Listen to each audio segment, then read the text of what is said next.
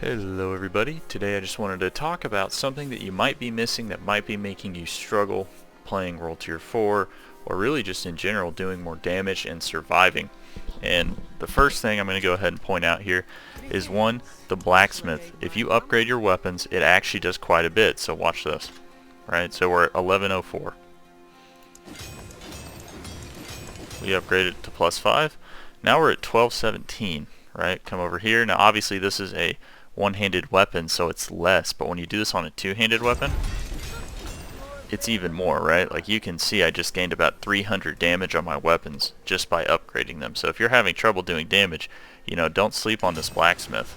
The second thing is going to be also make sure you're paying attention to your weapon damage. That's the number one factor that's going to increase your damage. All these multipliers and all these other things really aren't going to matter a whole lot compared to your weapon damage. If you're using like a weapon that's, I don't know, let's say you have one weapon that has 1,000 damage, you have another weapon that has 500 damage, well, you're probably not going to be doing an insane amount of damage. Like, even to the point where, like, even if it has a maxed out affix, it's probably still not going to do as much damage if you just went to that other weapon, which does kind of inlay a problem whenever you have a certain build where you need a certain affix. Like, for example, the shockwave one makes it super awkward when you don't have that shockwave, but at the same time, if you're doing like too little damage and you just don't have an aspect, sometimes you just have to give up that aspect in order to be able to do more damage when you're leveling up, because you will find another one eventually. It's like, or the next thing you can look at, if you don't want to give up any aspects or anything like that because you don't have another one, is look at your secondary stats. So you see here I have damage to close enemies, I have basic skill damage, and overpower damage, right? So this weapon really isn't that great for the build, right? Because I'm looking for things that buff tornado damage, I'm looking for things that buff vulnerable damage, right? Because I put vulnerable out there, I do storm damage. So it's like, if I'm sitting here with overpower damage, it's like, what do I have that actually overpowers? So then what you can do to fix that, now this is depending on what level the weapon is, on what materials it takes, but you can come over here, you can enchant the item, right? So we can see overpower. This is the thing that we can tell I definitely don't need. Now, do I need the basic skill damage? Probably not that much, because all of my damage is coming from tornadoes. So it's like, why would I need basic skill damage? But if you need Forgotten Souls, you get these from Helltide. So just run around and do Helltide events, open up every single chest, they drop randomly, but then we just do this.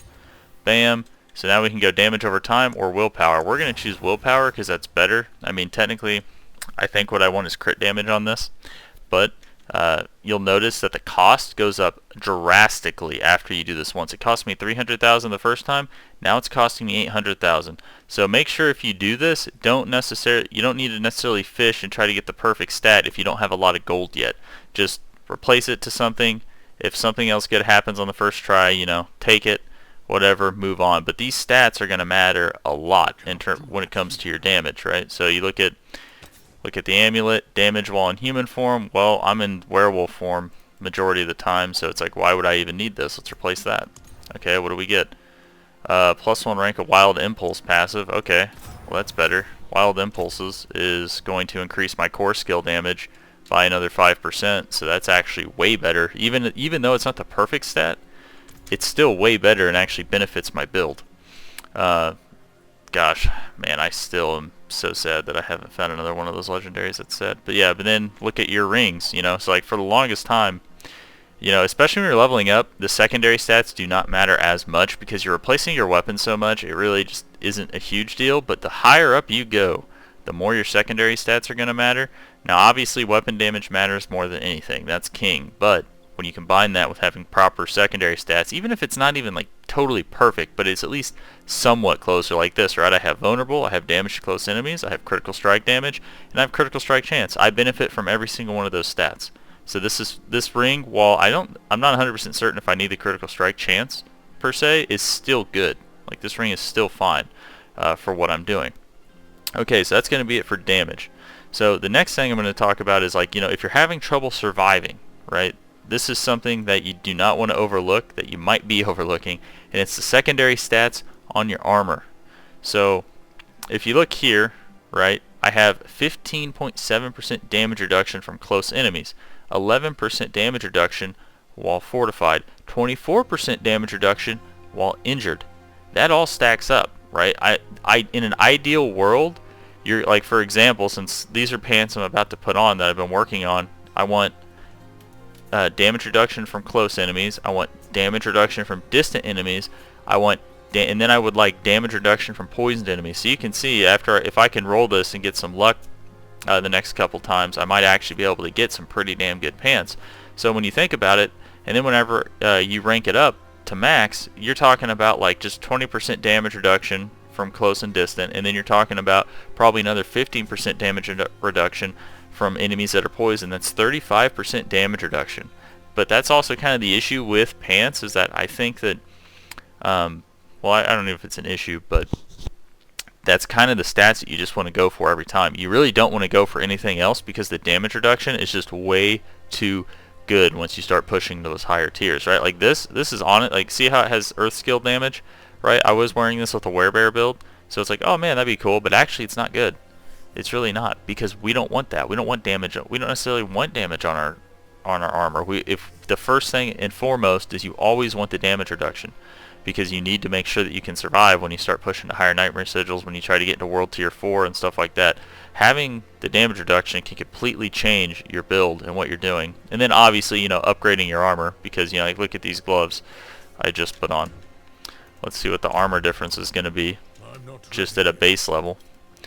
And then, you know, also go here, boom, boom. Let's look at the armor. So we're going to get +3 armor. We rank that up, and these gloves just rolled really good stats, but so these aren't amazing by any means. So you look here, so it's like +3 armor. So it's like it went up, I don't know, 15, 20 armor. If you were on something like this, right? It's like it's gonna go up. I guess gloves are kind of low, but still, it's like you see the point. It's like you look at this stuff, +8. You know, +8 5 times, it's 45 armor. When you stack 45 armor across every single piece of gear you have, now all of a sudden you're talking about, like, let's see, 1, 2, 3, 4, 5. Okay, so now all of a sudden you're talking about 200 and something armor. That actually can make a difference. You know? So, these are just kind of things you got to think about whenever you're making your builds. And then the last thing I would say too is, don't ignore this codex. I know a lot of people, you know, because I see a lot of comments saying like, how do you get these legendaries? How do you do this? A lot of especially the defensive legendaries, you can just get out of a codex. If you're not familiar with this, whenever you finish a dungeon, you unlock a new codex power. Now, not every single legendary power is in here, and whenever you use a codex, it always min rolls the affix that you put on your gear.